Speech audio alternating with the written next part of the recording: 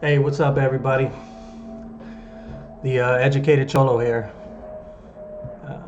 Before I begin, I noticed something as I started the video here. That thing over there. Yeah, there you are. Um, was it random thing around the house Tuesday? Is that a thing? Okay, well, that thing right there. Um, see if you can figure it out. But moving on, I want to talk about something that is seemingly on the rise in America. And most of you know what I'm talking about when I mentioned flag burning. Um, it's not something that's necessarily gone viral, but I think many of you are talking about it, and you're all saying the same thing. You're all parroting what the news network is pretty much spoon feeding you to parrot. There's a lot of hatred. There's a lot of uninformed opinion going on. So I just want to set things straight. Um, I just wrote my thoughts down before I made this video. I wanted to have a script to read from, but I'm going to try to make it as natural as possible. Don't want to make it sound scripted, but um, many of my friends have much to say concerning many things that go viral, specifically the recent flag burning, which seems to be on the rise. But characteristically, they have little to say concerning that which has been deemed illegal for hundreds of years, specifically speaking to the egregious violations of the Fourth Amendment. So I ask, concerning the above, where's your concern then?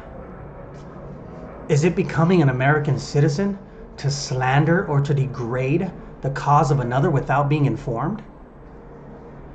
Your pledge, you know that pledge that you make, I pledge allegiance to the flag? Your pledge is to the people, not to the government. That government who owns the media, who's telling you, who's spoon feeding you and shaping the way you think. When you learn in government studies or social studies or US government that a citizen, a good citizen, his duty or his responsibility is to be informed, do you think it means sitting facing your television for 4 hours a day, being spoon-fed propaganda? Is that what it means to be informed? Or does it mean to digest books, to stay ahead, to know both sides, to know all sides, even if that means spending hours doing that every week? I think we can all define what it means to be informed. So now I'll ask, what are Americans? Well, for one, we're a people who refuse to be boxed in. We are pioneers and we are brave warriors. In light of that, I have to say to those who burn flags and have a legitimate protest, burn on. And to those who are treating that protest as if it's the next ice bucket challenge, I say go home, learn what it means, then burn on if you still choose to do so.